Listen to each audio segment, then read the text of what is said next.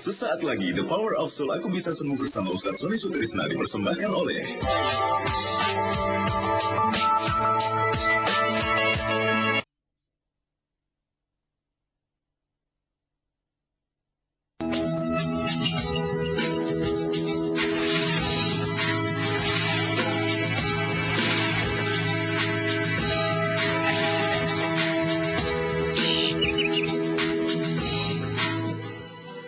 Assalamualaikum warahmatullahi wabarakatuh. Senang sekali ketemu lagi di hari Minggu yang cerah ini bersama saya Soraya Larasati yang akan menemani Anda selama 30 menit ke depan untuk berbagi kisah inspiratif yang insya Allah akan memberikan inspirasi bermanfaat bagi pemirsa TV dimanapun Anda berada. Dimana lagi kalau bukan dalam acara The Power of Soul, Aku Bisa Sembuh bersama Guru Besar Power of Soul, Ustadz Sony Sutrisna. Dan seperti biasa, saya selalu ditemani oleh beliau, langsung saja saya sapa. Assalamualaikum warahmatullahi wabarakatuh. Selamat pagi Pak. Waalaikumsalam warahmatullahi wabarakatuh. Alhamdulillah. Gimana kabarnya? Insya Allah segar. Insya Allah segar dan selalu akan memberikan banyak sekali nih tausiah-tausiah menarik yang insya Allah akan memberikan inspirasi buat saya juga dan tentunya buat pemirsa TV dimanapun Anda berada. Sebelum kita berbincang lebih panjang dengan Pak Ustadz Sony, kita akan melihat sebuah tayangan mengenai salah satu pasien Ustadz yang bernama Ibu Rahmania yang berusia 65 tahun, salah satu pasien yang menderita penyakit tumor ginjal. Seperti apa penyakitnya kita akan bahas lebih dalam setelah tayangan berikut ini. Assalamualaikum warahmatullahi wabarakatuh. Nama saya Ibu Rahmania, umur saya 65 tahun. Saya pernah menderita tumor ginjal. Jadi ginjal saya sebelah kiri terdapat tumor yang lumayan besar, ukurannya 8 kali 5,5 cm. Jadi yang saya rasakan sebelumnya panas. Pinggang saya sebelah kiri itu panas. Saya miring ke kiri lebih panas lagi. Tadinya saya cuek aja, jadi saya pikir mungkin ini biasa-biasa aja gitu, penyakit biasa. Ternyata saya itu setelah saya ke dokter di CT scan, dengan pemeriksaan CT scan ternyata itu ada tumor di ginjal saya. Aduh, kenapa? Perut ibu kenapa? Sakit lagi? Ibu udah minum obat dokter? Sudah, ibu sudah minum obat tadi. Yaudah yuk, aku antar aja istirahat daripada nanti tambah sakit. Iya deh ibu sudah. Aduh, kok batin jadi banget nih. Aku jadi benar-benar gak bisa tidur.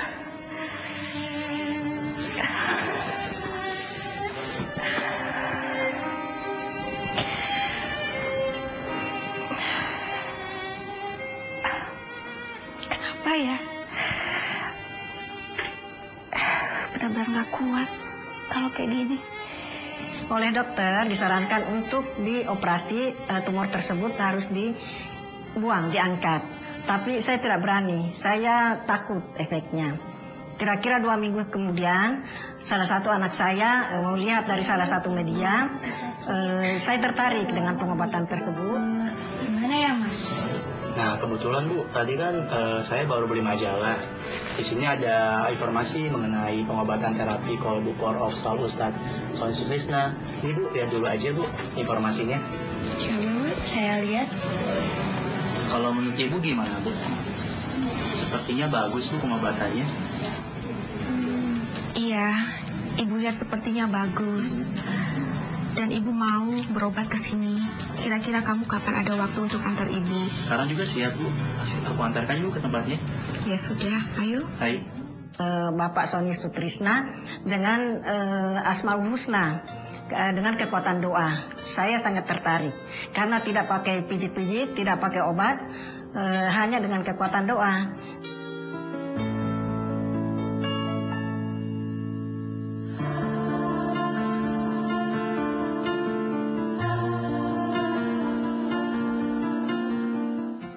Ya itulah tadi pemirsa tayangan mengenai Ibu Rahmania yang menderita penyakit tumor ginjal. Alhamdulillah beliau bisa sembuh berkat terapi kolbu bersama Ustadz Sony. Nah Pak Ustadz, kira-kira dari kisah Ibu Rahmania tadi, tema untuk pagi hari ini apa nih Pak? Ya, terima kasih Mbak Soraya.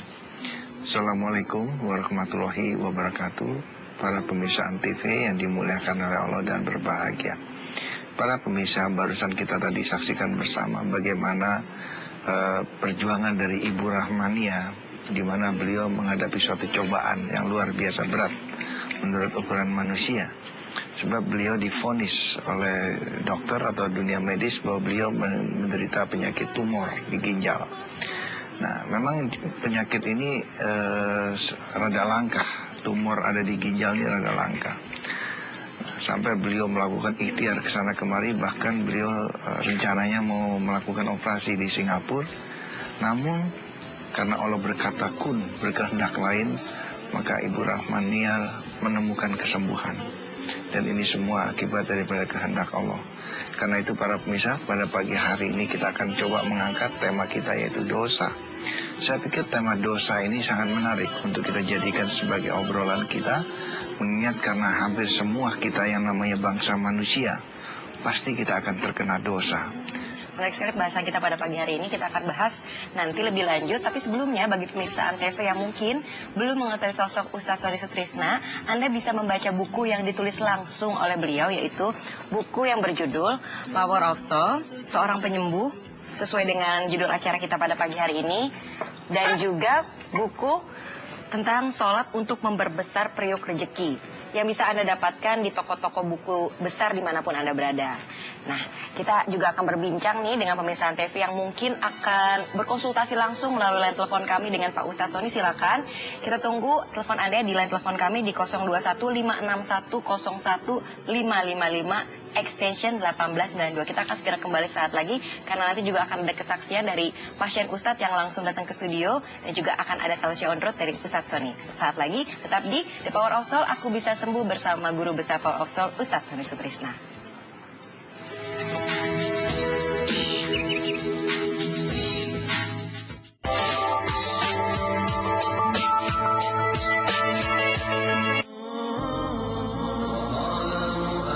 Assalamualaikum warahmatullahi wabarakatuh. Terapi kolbu ditemukan kurang lebih sekitar 12 tahun yang lalu, kebetulan oleh diri saya sendiri atas izin Allah. Inti daripada kekuatan terapi kolbu semuanya berawal dari kekuatan kasih sayang. Pengobatan alternatif terapi kolbu ini tidak mengandung resiko. Kami tidak menggunakan obat, jamu, pijat-pijat, tidak menggunakan ayat-ayat atau tulisan-tulisan dari agama-agama tertentu, dan kami tidak menggunakan bantuan jin. Sehingga alternatif daripada pengobatan ini boleh dikata aman dan tidak mengandung unsur musrik. Selamat mencoba dan Assalamualaikum warahmatullahi wabarakatuh.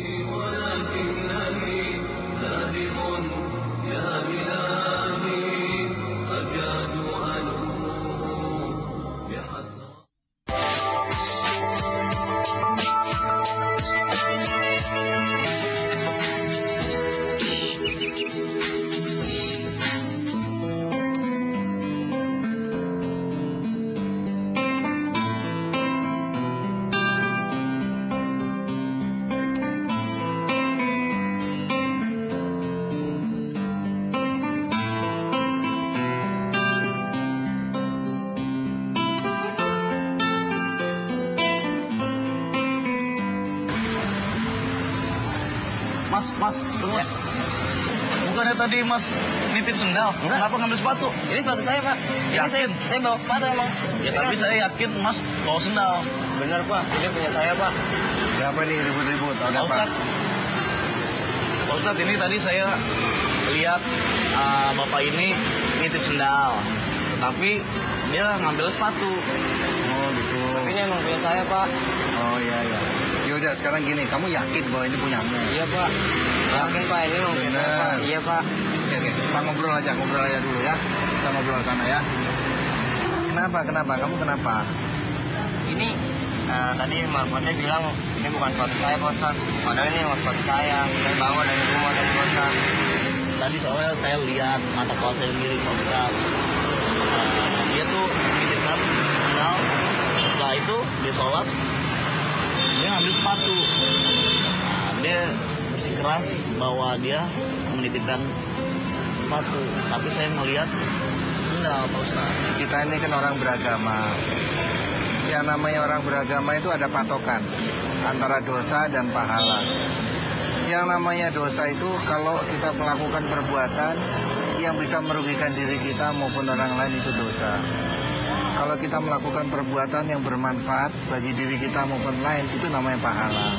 Kalau sampai katakanlah misalkan, ini maaf ya saya nggak menuduh, kalau misalkan ternyata sepatu ini ada yang punya, itu akan merugikan kamu. Kamu ditangkap, ya, belum lagi dihakimi masyarakat, belum lagi nanti masuk penjara. Kalau memang menurut hati kecil kamu bahwa sepatu ini bukan milik kamu, lebih baik kamu sekarang terus terang. Sebenarnya ini bukan punya saya.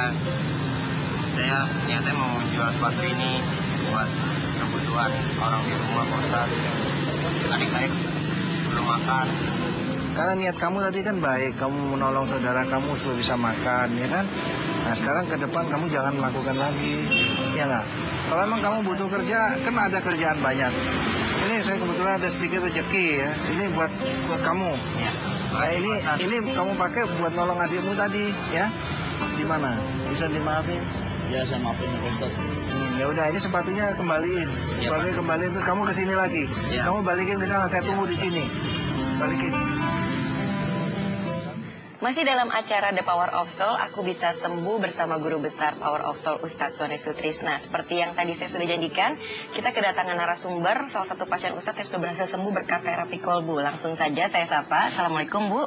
Waalaikumsalam warahmatullahi wabarakatuh. Dengan Ibu Ike ya? Iya, betul. Nah Ibu Ike ini pemirsa menderita penyakit kaki ya Bu ya. Jadi Ibu Ike ini selama 3 tahun itu kesulitan untuk berjalan ya Bu ya. Padahal sudah dicek ke dokter dengan kesimpulan tidak ada penyakit apapun ya Bu. Betul, Nah betul. gimana tuh Bu kisahnya Bu? Oh, saya kaki itu kan baal, lutut sakit, berjalan susah. Sudah berobat ke medis, alternatif, bekam juga. Bekam juga sampai sekarang ya Bu ya. Tapi belum kunjung sembuh. Tapi pas dicek sama dokter itu ada kesimpulan penyakit apa nggak Bu? Asam urat normal ya Mbak, kolesterol normal, gula darah juga normal. Saya bingung, normal semua tapi kalau makan kacang-kacangan, bayam, kangkung, kaki itu pegal semua, sakit, kaku gitu. Bener-bener kaku ya? Kaku, iya. Bahkan saya merangkang jalan tuh ngesot. Sampai ngesot, sampai nggak bisa berdiri ya Bu ya? Semangat hidup tuh nggak ada ya, karena di bawah badan tuh nggak bisa gitu. Berapa kali terapi Bu sampai akhirnya bisa sembuh? 4 kali. 4 kali aja tuh ya. Padahal selama 3 tahun udah berobat ke sana kemari tapi nggak kunjung sembuh ya Bu ya. Betul. Dan gimana rasanya setelah terapi Bu? Terapi pertama. Pertama saya enak tidur, lebih tenang ya. Keduanya ini udah hilang sakitnya. Sakitnya udah hilang pas terapi kedua. Alhamdulillah udah. Dan untuk selanjutnya ke terapi ketiga dan keempatnya? Total sampai sekarang belum balik-balik lagi ke Pak Ustadz. Alhamdulillah ya Bu ya. Padahal tanpa obat-obatan sama sekali ya Bu ya. Iya betul. Cuma dikasih air sama Minyak aja Bu ya untuk pengobatannya ya. Alhamdulillah berhasil sembuh berkat terapi kolbu. Nah kira-kira Pak dengan kisah dari Ibu Ike tadi dan juga Ibu Rahmania dan kaitannya dengan tema kita pada pagi hari ini apa ya Pak ya?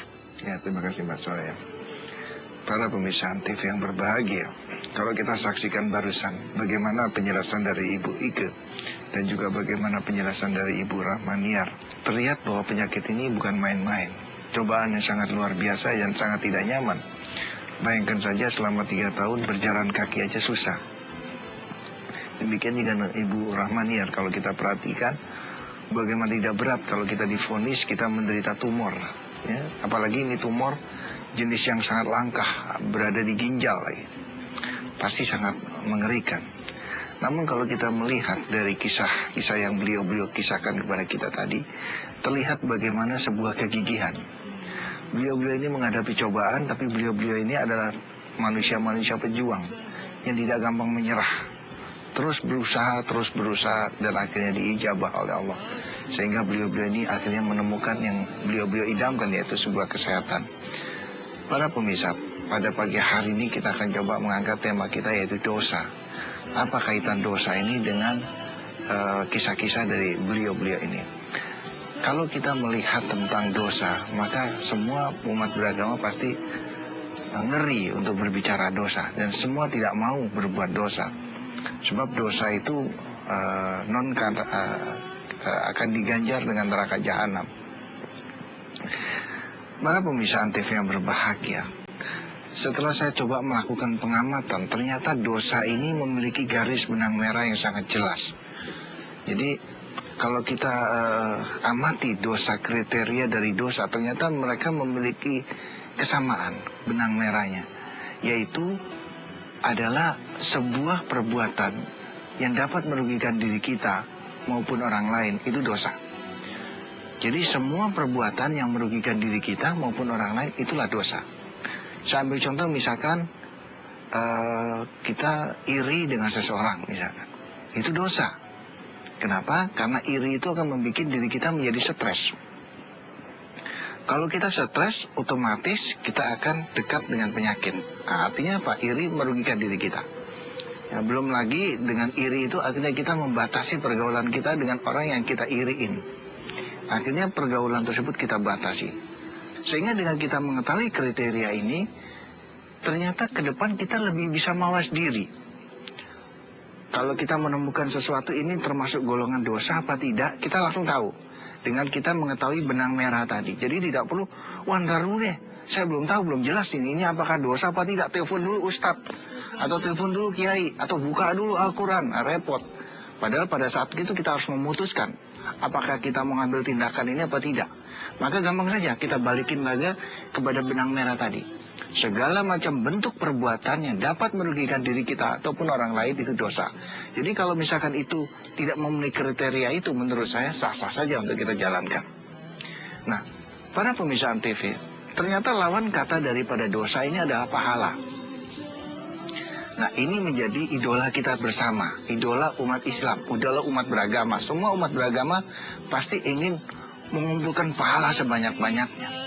Nah, pahala ini ternyata juga memiliki benang merah. Benang merahnya pahala ini adalah segala macam bentuk perbuatan yang dapat mendatangkan manfaat, baik untuk diri kita maupun orang lain, itulah pahala. Saya ambil contoh misalkan, kita menuntut ilmu. Itu pahala. Kenapa? Karena ilmu itu akan bermanfaat bagi diri kita maupun orang lain. Tapi kalau kita menuntut ilmu yang negatif, itu dosa. Kenapa? Karena ilmu negatif itu akan merugikan kita maupun orang lain. Jadi garis benang merahnya jelas. Jadi kalau dosa yang merugikan diri kita maupun orang lain itu dosa. Kalau pahala yang dapat bermanfaat diri kita maupun orang lain itu pahala. Nah, dalam kaitan pada pagi hari ini tentang tema dosa, para pemirsa, ternyata dosa ini akan mengakibatkan kita pada posisi stres hidup kita. Nah, kalau kita hidup kita stres, maka kita akan jauh dari yang namanya kasih sayang. Jauh dari yang namanya basmalah. Sementara kasih sayang dan basmalah adalah kunci daripada semua doa. Nah, beliau-beliau ini yang telah gigih mempertahankan prinsipnya untuk menghadapi cobaan yang Allah berikan, ternyata luar biasa, subhanallah. Di sini terbukti sekali lagi para pemirsa bahwa kekuatan basmalah bekerja. Sesuatu yang menurut daya pikir kita tidak mungkin terjadi, ternyata terjadi. Nah, mudah-mudahan pagi hari ini dapat memberikan inspirasi kepada kita bersama untuk ke depan. Mari kita lebih waspada menghadapi dosa dan kita lebih senang untuk mengumpulkan pahala. Mudah-mudahan dengan ini kita akan menjalani hidup kita jauh lebih rileks. Dan insya Allah kalau basmalah bekerja pada diri kita, setiap saat kita menghadapi cobaan yang berat dalam hidup ini, insya Allah akan menemukan jalan keluar seperti yang dihadapi oleh beliau-beliau ini pada pagi hari ini. Amin. Jadi kita harus menjauhi dosa ya Pak ya.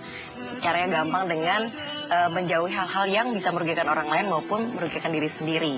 Dan memperbanyak pahala supaya hati kita bersih dan juga jauh dari penyakit. Amin.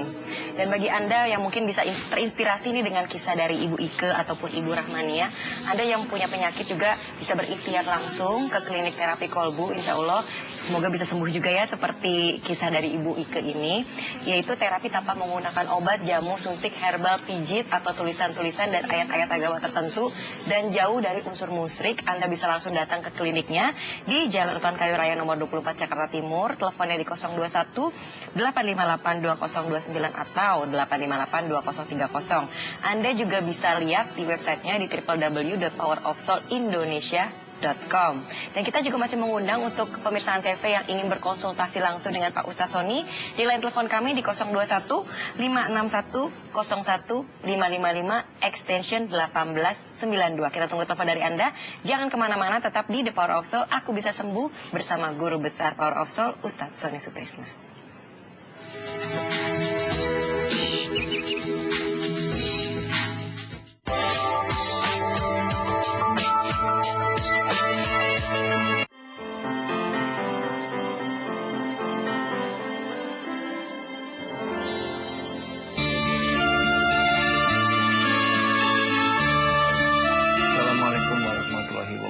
dalam rangka memberikan kasih sayangnya kepada semua ciptaannya di alam jagat raya ini, maka Allah memberikan dua pilihan, yaitu satu dengan cara pengobatan medis. Nah, ada juga Allah memberikan jalur alternatif lain, yaitu pengobatan dengan logika ilahi. Nah, di kedua buku inilah terletak apa dan bagaimana pengobatan Power of Soul, dan kenapa kok pengobatan ini memposisikan dirinya pada logika ilahi atau kekuatan doa. Bersyukur bahwa saya telah bertemu dengan salah satu pengobatan, dan sampai sekarang saya alhamdulillah dalam keadaan sehat. Terima kasih banyak kepada Ustadz Sony yang telah memberikan pengobatan kami. Wassalamualaikum warahmatullahi wabarakatuh.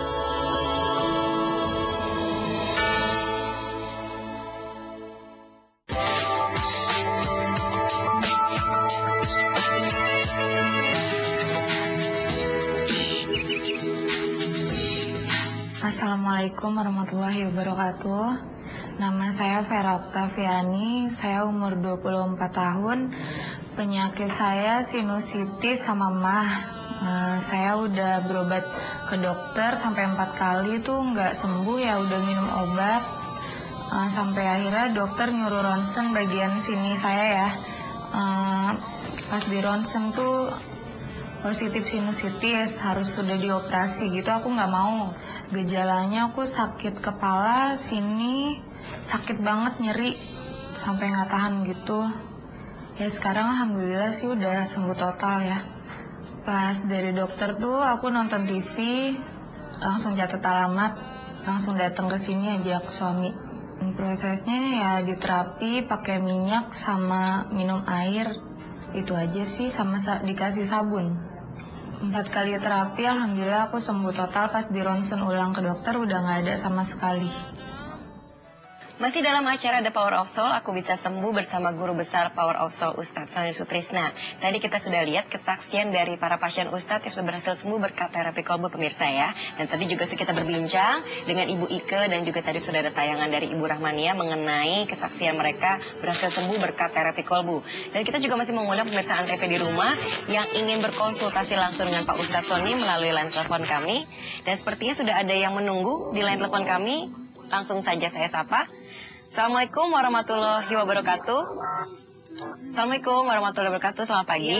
Iya, waalaikumsalam. Ya, selamat pagi Bu. Dengan Ibu siapa di mana? Dengan Ibu Yuli. Ibu Yuli ya, di mana Bu?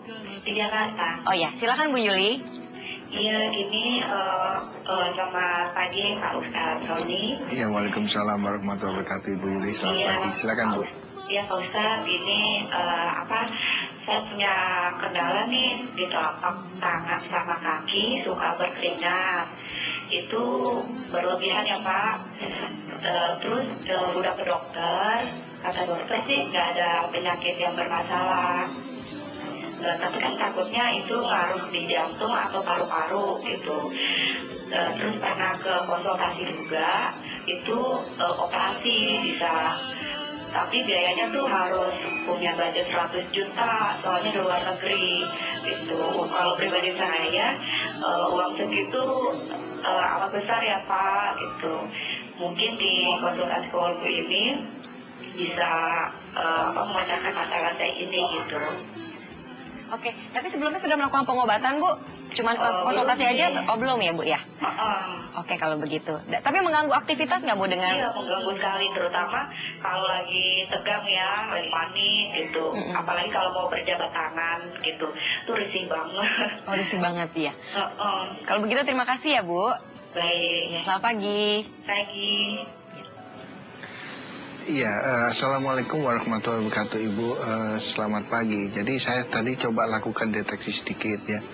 Apa yang mengakibatkan keringat yang berlebihan di telapak tangan dan telapak kaki? Nampaknya penyebabnya atau pencetusnya dari tekanan asam lambung. Ya, karena tekanan asam lambung maka detak jantungnya pun menjadi lebih cepat berdebar. Nah ini yang mengakibatkan akhirnya tangannya suka berair ya. Saya ambil contoh misalkan begini, orang tiba-tiba dia sehat ya, namun suatu hari dia harus menghadapi suatu ujian yang dia nggak bisa itu ujian. Itu tiba-tiba tangan bisa berkeringat tuh, ya, karena nervous. Makanya pada saat dilakukan observasi dokter atau medis ternyata tidak ada apa-apa.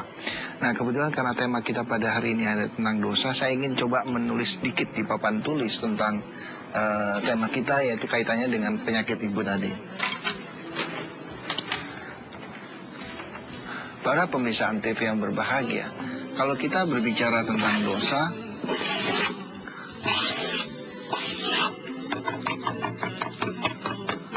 nah ini penuh dengan kotoran hati.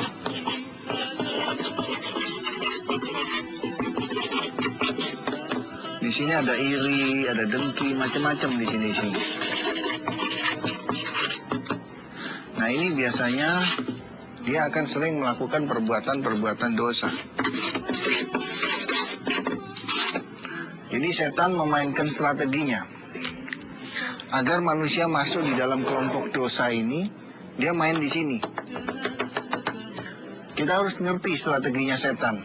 Karena itu ini harus kita beresin. Ini yang dikatakan oleh Allah, kalau segumpal daging itu baik, maka baiklah semuanya. Maka kita usahakan supaya kita memiliki sebuah hati yang bersih. Nah, hati yang bersih ini, dia akan cenderung menuju ke pahala. Karena hati yang bersih ini biasanya dia akan memancarkan basmalah. Basmalah ini cinta kasih sayang. Jadi manusia-manusia basmalah, dia akan cenderung hidupnya ingin bermanfaat bagi orang lain. Sementara ukuran manfaat itulah pahala. Jadi basmalah ini menuju ke